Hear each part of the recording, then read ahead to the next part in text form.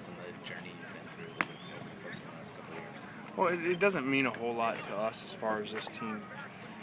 It'll always be about the way that we practice. That won't help us win any games this year. It is, though. I think it's great for our fans. I think it's great for our university after everything that they've been through, everything that was taken away from them. To have a statement made that this is where the media evaluates your football program. I think it means a lot to them. And so now it's our job to go out and play really well. What about Telfer talked about in the spring how there's going to be a commitment to using the tight ends more often? How much of that has to do with Jalen Patrick's impressive play so far? Well, we definitely do need to find a third guy. If we're going to move those guys around and plan on playing two tight ends a lot, you better have a third guy ready. And Jalen's come in and done a good job. Unfortunately, the other two guys haven't been out here enough to really take that spot. We thought this would be a very, very deep position. And there's only three scholarship guys practicing for us. Is there a way to use the number one ranking as a positive thing, or do you try to not think about it at all?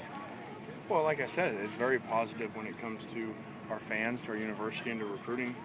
I think kids love to see that, whether you're talking about juniors right now that you're recruiting or whether they're really young. We've talked about before how powerful the run here was before. It's still paying off, as these recruits were in third and fourth grade at the time. So when that started. So I think there's a lot of positive to it, but once again, it has nothing to do with our team room. It has nothing to do with the way that we practice or whether we'll win a game or not. So it's not a specific for the team itself? No, if anything, it's the other way. We've already addressed this. Whether we were whatever in the other poll, we addressed being up there and people that had been up there before and not performed well, and it didn't matter in a couple sports. What are the decision to break it down into like preseason games as you had here? How did that come about? Well, we've done that now for 3 years here, and it's really just kind of more of an NFL format to get them used to that. The build-up of the games and playing guys a little more as the games go, similar to the NFL. So I think it's good for the guys and kind of gives them a picture of where they're going, where their progress is, and where the final thing is, which is the first game. What are the 2 or 3 big things that you're looking for in the scrimmage tomorrow? Defensive line play and defensive tackling in general, and young guys doing things right. So it's going to start with the defensive line playing really well, playing the run game with a lot of guys who haven't played much before, tackling in general on the defense because we haven't done very much of it at all. And that's been that's been a major issue with us early on in seasons. So we need to see that tomorrow with all of our guys on defense. And then the young guys proving that they can go in there without the coaches lining them up and running around and telling them what to do. All the coaches will be on the sidelines or in the press box. They're going to have to perform, and this is usually where they divide. You're going to see a division tomorrow, unfortunately, of guys that can do it and guys that can't. Are you completely in the McKay Center now? Yes, we are. How has that changed, like just daily or weekly prep for you guys? What's that done for you? Well, I just think it's so convenient. Everything right there, and everything's so first class, and that's the best way, I guess. Is it's just convenient. And, as guys get tired and then we're on through camp, and I'm sure it just makes it a little bit easier as you walk in for treatment at 6 o'clock in the morning. It just obviously it's a lot nicer. What's the game plan for Red in this scrimmage? I don't know that yet. We're going to sit down after this and start going through later today. We have another little short walkthrough, and then tonight we'll probably figure out going through reps of guys and how much guys will play. What have you seen out of Anthony Sorrow so far? Yeah, Anthony's not been able to be full tackle, and so we haven't been able to evaluate that. But he's doing a lot. You can see that he's a very natural player, very savvy. I would sure think he plays a lot for us on special teams and defense.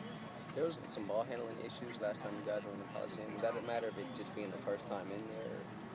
Well, I think that, like we said, you're going to see that. You're going to see some guys, not affect them and play really well, and some guys do things that they don't do in practice.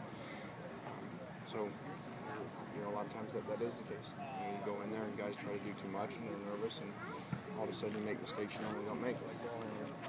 Will Anthony be able to go full tomorrow tackle, you think? I don't think so. How about 50? I don't think so. is there a guy who's made a tremendous leap from the last time you guys were in the Coliseum to now? Well, I think that usually points you to new guys. You know, as you get to in week 2 and week 3, that's where you see the guys divide. And so I think you've seen probably 3 true freshmen that would stick out as far as being functional and doing things. Would be Nelson, Max, and Leonard.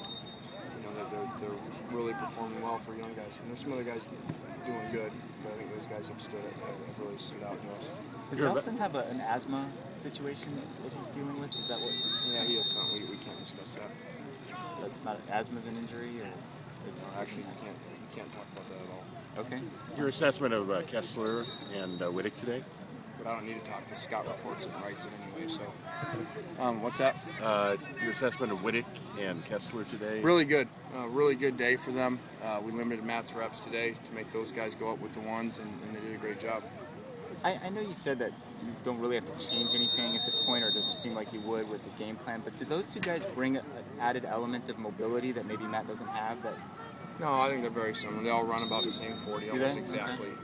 I think they're all 3 are really similar. Are they more liable to run, though, than Matt would be? Well, they're probably more liable to run just because that's what quarterbacks do. When you watch preseason in the NFL, watch how many guys scramble and run, and then watch what the veteran guys do. So that's a normal thing. If they get happy feet, they start running when the first or second read are open. Will Sunday be your last full contact scrimmage? Yes. How much is Leonard pushing Antoine right now at tackle?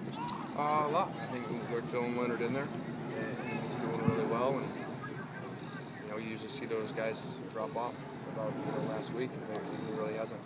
You talked about rotating on defense and playing a lot of players. Is that something you can do Sunday where you just get a real rotation going, or is it still more unit? Yeah, we're going to try to do that.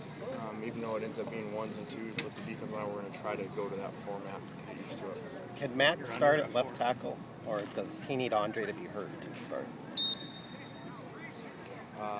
If Andre was full speed, Andre would start, yes.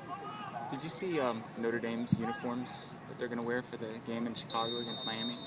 I did really quick, yeah. Any impressions of them? We got enough to worry about ourselves. Good. About the Raiders? Thanks, guys. Like,